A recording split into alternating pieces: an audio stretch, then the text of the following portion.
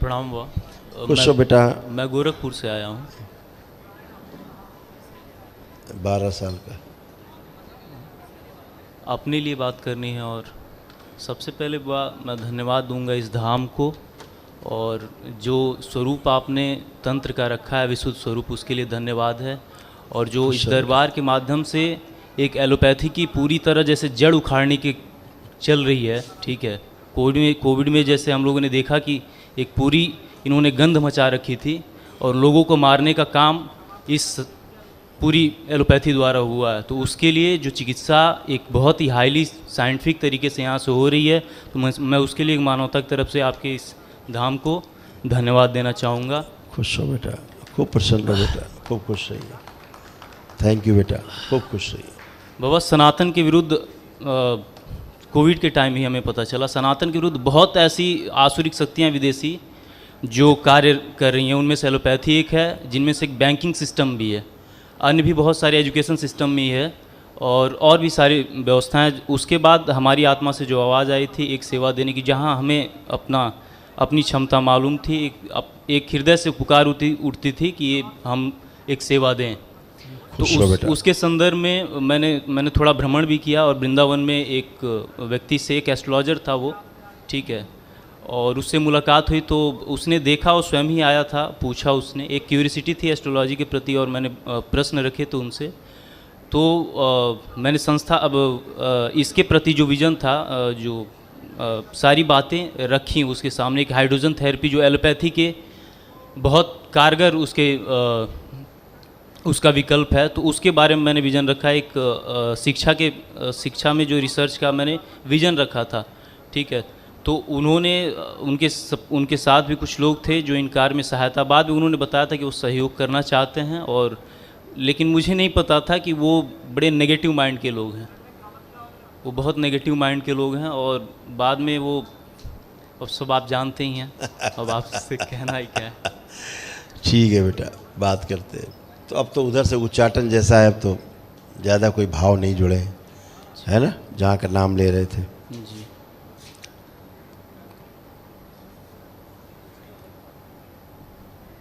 मेहनत करते हो, पूरी करते हो,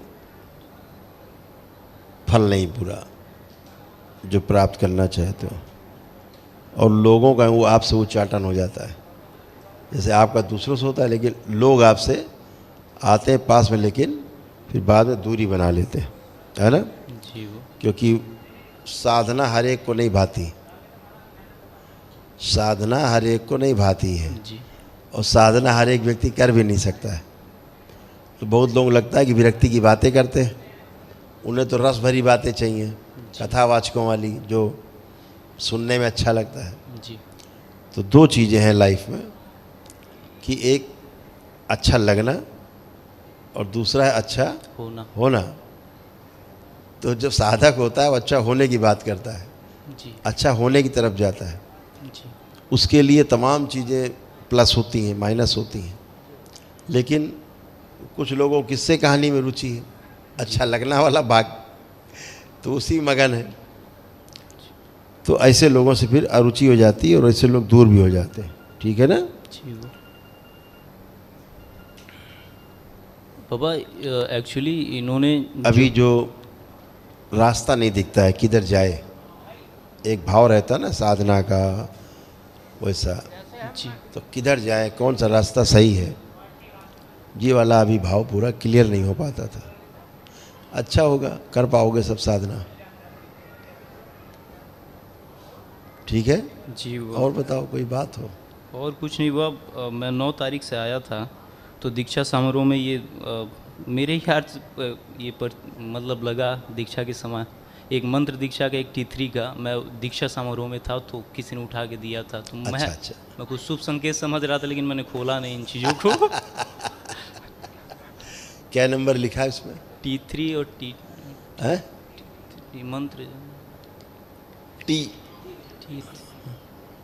T3 और एक मंत्र का था, एक मंत्र। दूसरे की पर्ची है, दूसरे किसी की है।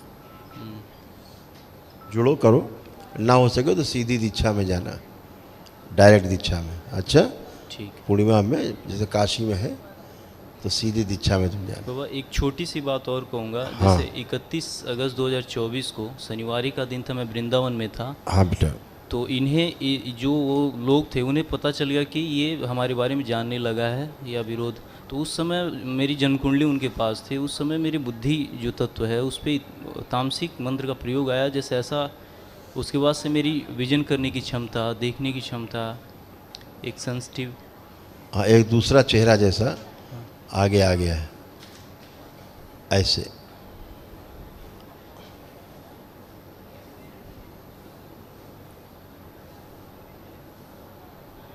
अपनी चीज ना काम करके बाहरी प्रभाव है। जी। आंखें बंद करो, हटाएं। ओम शिव खोल दीजिए, बंद ही।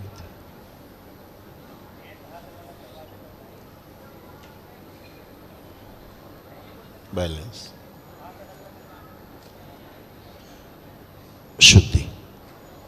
3 बार बोलो ओम नमः शिवाय। ओम नमः शिवाय, ओम नमः शिवाय, ओम नमः शिवाय। आँख खोलो।